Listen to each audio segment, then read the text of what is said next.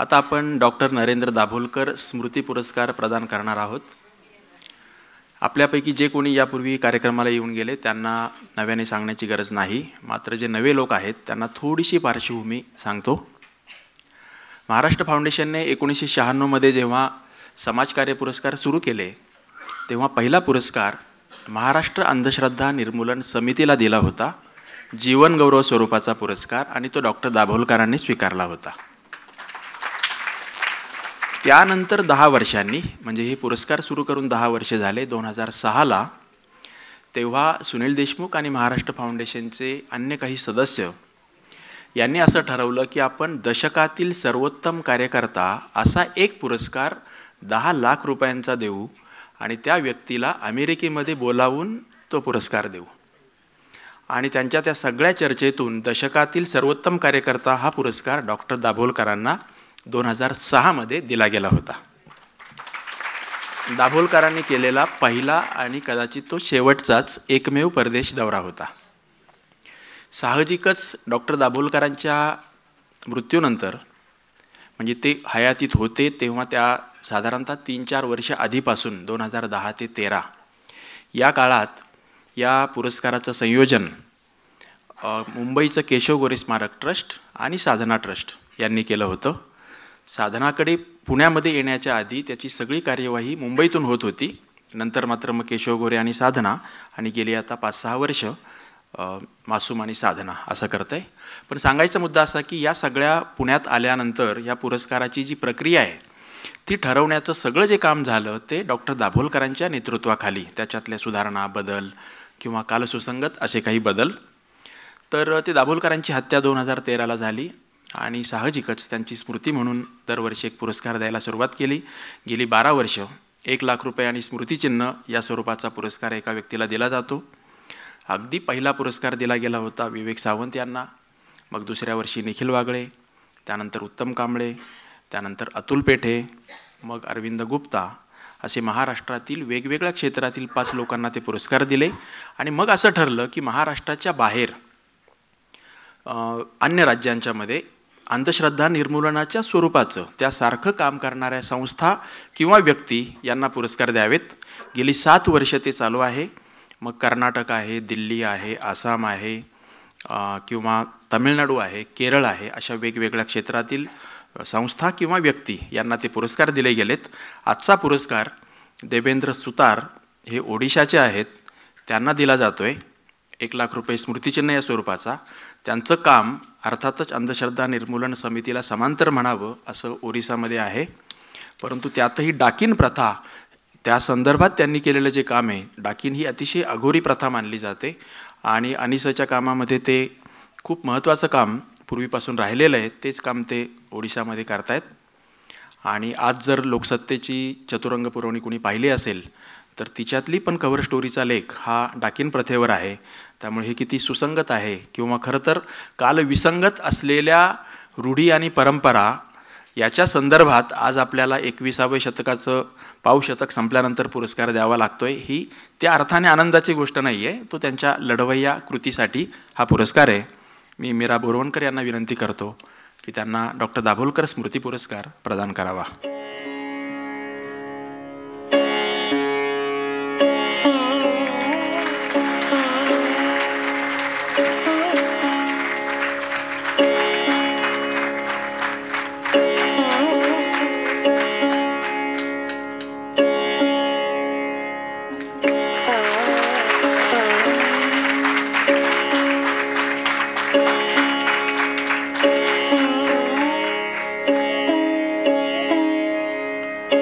देवेंद्र सुतार यांच्या कार्याविषयीचा लेखसुद्धा या स्मरणिकेमध्ये आहे, तर तो तुम्ही जरूर वाचा, म्हणजे आपल्याला बरंचसं अपरिचित विश्व जे आहे त्याची कल्पना येईल।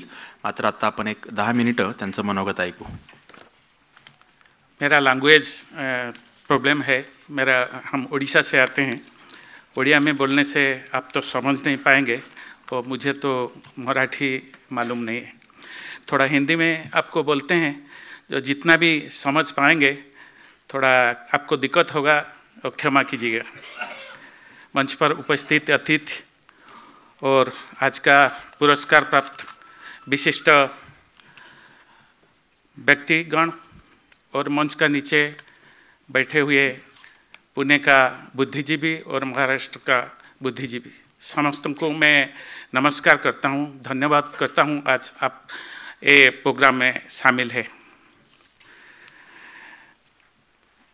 आज मैं एक एक्टिविस्ट हूँ, फुल टाइमर हूँ। वैज्ञानिक चेतना प्रसार करने का काम लास्ट 40 ईयर्स से 40 साल से ओडिशा में कर रहा हूँ।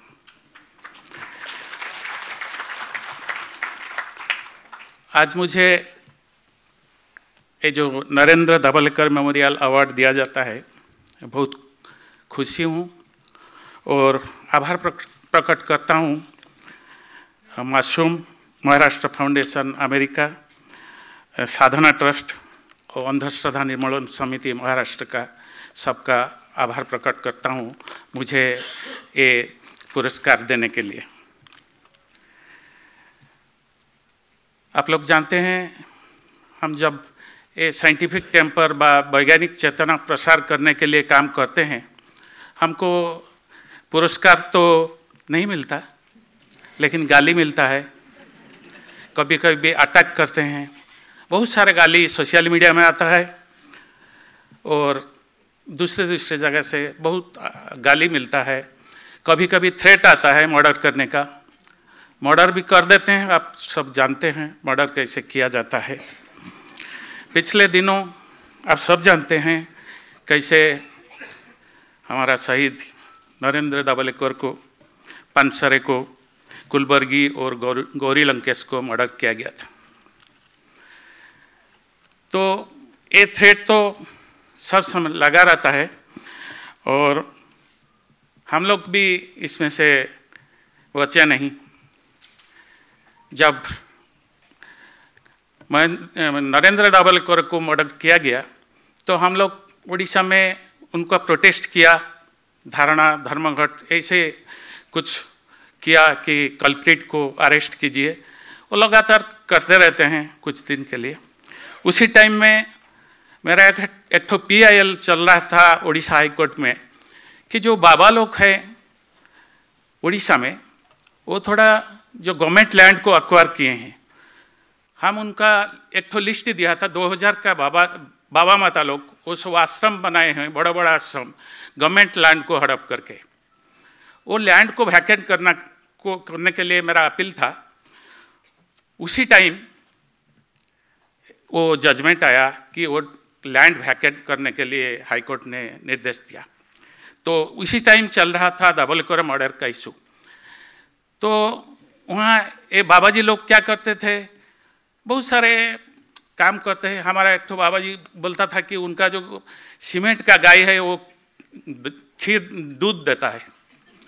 हम बोला कि वो दूध देता है तो हमारा ओमफेड को बंद करना पड़ेगा, आप मार्केटिंग करेंगे आप सीमेंट गाय से।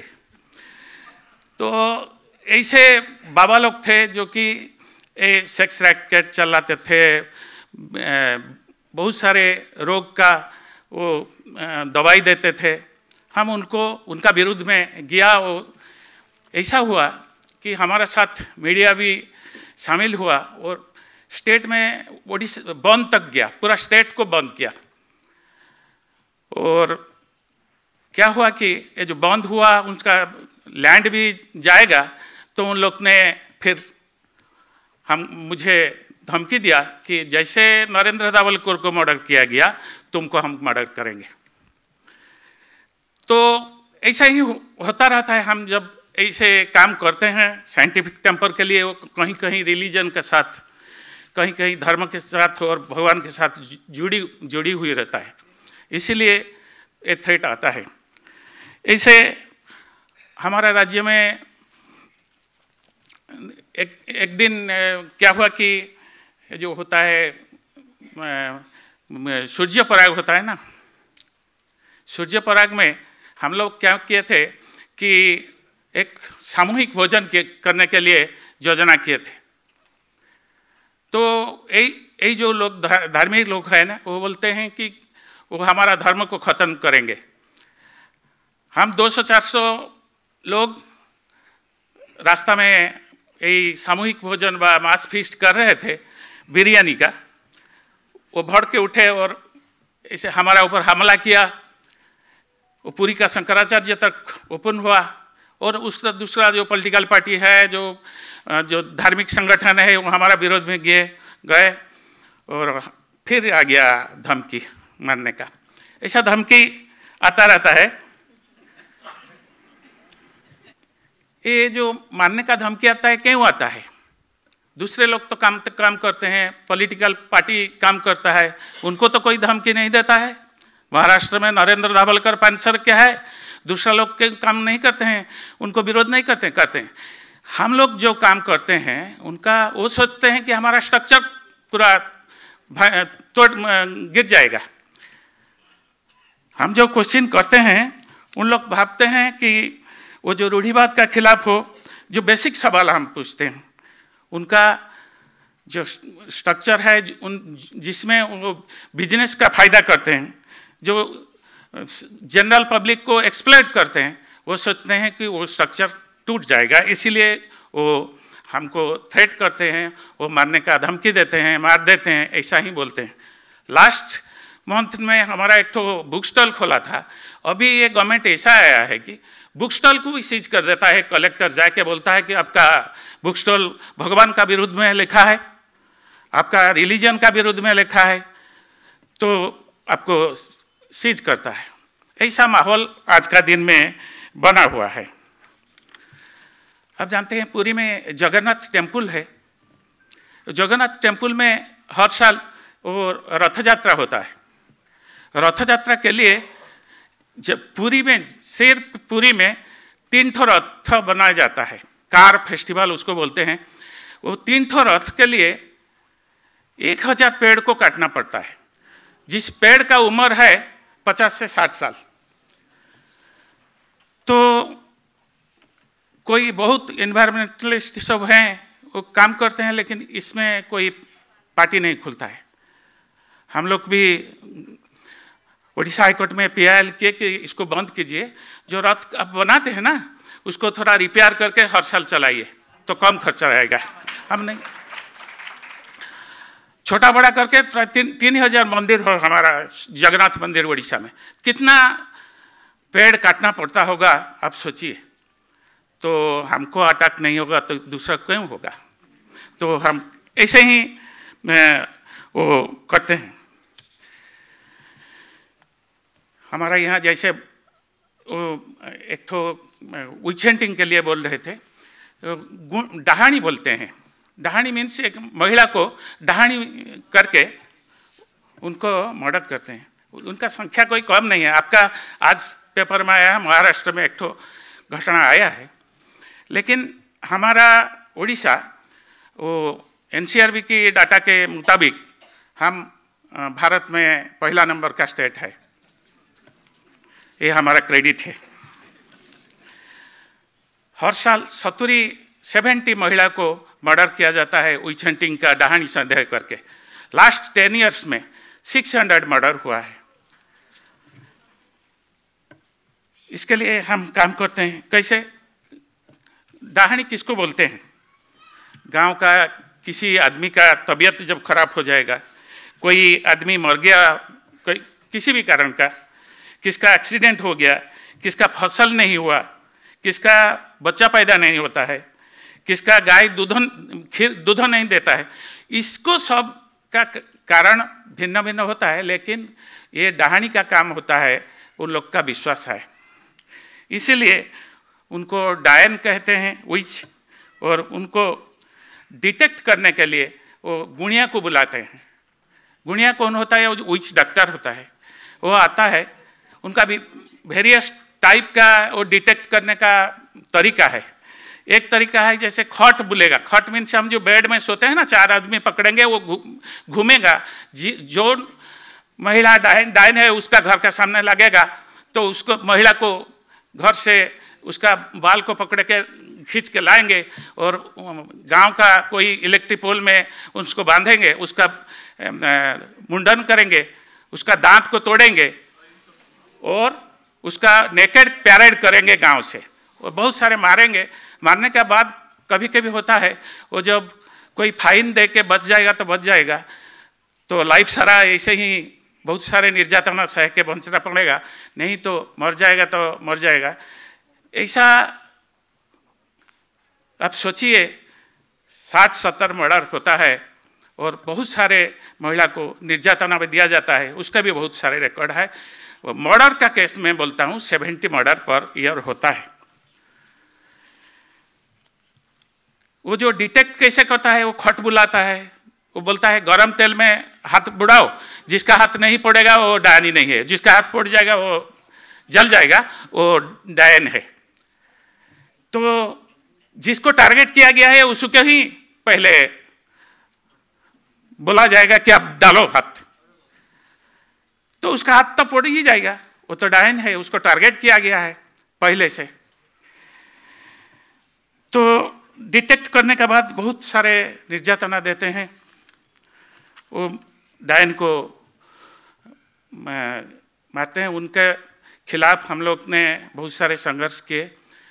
आपका जैसे एंटी सुपरस्टिशन एक्ट हुआ है, उसका थोड़ा पहले हमारा यहाँ prevention of witch hunting act Orissa 2013 में हुआ है। हम हाई कोर्ट में PIL किए थे और गवर्नमेंट का इंस्ट्रक्शन था एक आइन आप बनाइए, तो वहाँ एक आइन बना है।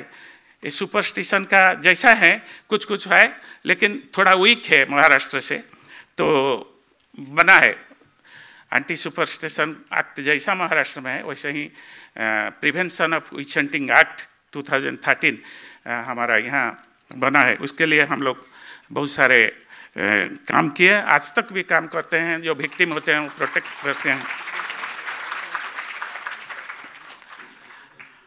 आप लोग जानते हैं कि जो ह्यूमन सैक्रिफाइस है उड़ीसा में पहले था। हमारा जो हल्दी का कियारी हल्दी होता है ना, हल्दी का जमीन में जब एक नरबली देते हैं ना, ह्यूमन सैक्रिफाइस करेंगे तो अच्छा फसल होगा, वो धारणा था। 1852 में अंग्रेज ने आइन करके उसको बंद किया था, लेकिन आज भी ह्यूमन सैक्रिफाइस है। वो एक साल में 10 ठो ह्यूमन सैक्रिफाइस हमारा स्टेट में होता है, उसका विरुद्ध में हम लोग काम करते हैं। बॉन्डेड लेबर का है जो है, आज भी हमारा यहाँ बॉन्डेड लेबर है। जैसे कि कोई बार्बर को और वाशरमैन को 3 गौनी धान दे के वर्षों साला उसको काम करना पड़ता है। वो बाल काटता है बार्बर लोग और धोबी लुगा सफा करता है महिला लुगा। और क्या करता है, बारात जब आता है किसी का बड़े सो कॉल्ड हायर कास्ट का, वो उनका जो बरजात्री आते हैं ना बारात का, उनका पाँव धोने को पड़ता है और उनका जो झूठा प्लेट होता है उसको उठाना पड़ता है। वो आज बाध्य करते हैं कि आप लोग एक काम कीजिए। जब कोई नहीं करता है तो उसको सोशल बाइकआउट करते हैं और गांव से विदा कर देते हैं। कुछ जिला में हमारा ऐसा है जे ये 10-15 गांव का अंदर आपका शादी होगा सेम कास्ट में, 10-15 गांव का बाहर आप नहीं जा पाएंगे। आपका लड़का को ज़्यादा पढ़ा लिखा है, वही 15 गांव से आप चूज करना है शादी। तो आप जब नहीं करेंगे तो आपको सोशल बाइकआउट किया जाएगा। आपका जो बंधु होंगे ना, दूसरा आपका मामू का घर कि किसका, वो नहीं जा पाएंगे और सोशल बाइकआउट आपको होगा। ये भी आज का दिन में यहाँ पर चलता है। छोटे बच्चे को जो 21 दिन का होता है, 21 डेज का, उनका हमारे यहाँ चेंक देते हैं। कुछ जिले में चेंक मीन्स चेंक चिकित्सा बोलते हैं हमारा उड़िया में।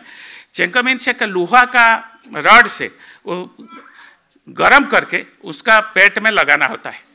21 दिन का बच्चा 27 ठो चेंक देना पड़ता है। क्या किसके लिए देते हो ना, इसको कभी फ्यूचर में कोई डिजीज नहीं होगा। आप सोचिए, वो फ्यूचर का छोड़ दीजिए ना, सेप्टिसेमिया होके वही मर जाता है। तो इसी सब काम को करने के लिए हम लोग करते हैं। कभी कभी हमारा टसल रिलीजियस लोगों के साथ होता है, जैसे सार ने बताया। न्यू एजुकेशन पॉलिसी में कैसा है विज्ञान को तोड़ मरोड़ करके किया जाता है, तो हमारा उड़ीसा का एजुकेशन मिनिस्टर भी है। हम यूनिवर्सिटी में वो न्यू एजुकेशन पॉलिसी में आलोचना कर रहे थे, गुंडा लगा के अटैक करते हैं हमारा एजुकेशन मिनिस्टर। वो सोचते हैं हम उड़ीसा का एजुकेशन मिनिस्ट्री भारत का है, तो यहाँ पर न्यू एजुकेशन पॉलिसी का बारे में कुछ नहीं हो पाएगा। आज का दिन बहुत डिफिकल्ट होता है हमारा काम में। तो सर जैसे बोले ना, सब जीतने के लिए नहीं होता है, हम लोग खड़े रहेंगे लास्ट तक हासिल करने के लिए।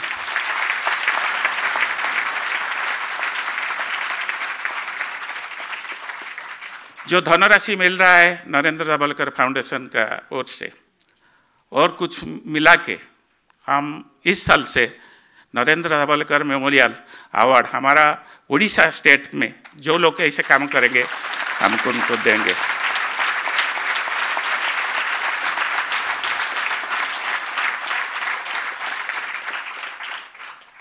नरेंद्र दाभोलकर हमारा इंस्पिरेशन है।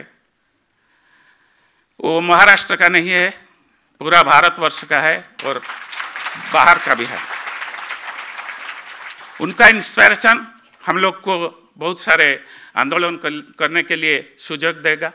और आप लोग आज हमको बुला के दूसरा स्टेट का होने के बारे में होने से भी जो पुरस्कार दिया, हम आभार प्रकट करते हैं, आपको धन्यवाद करते हैं। नमस्कार।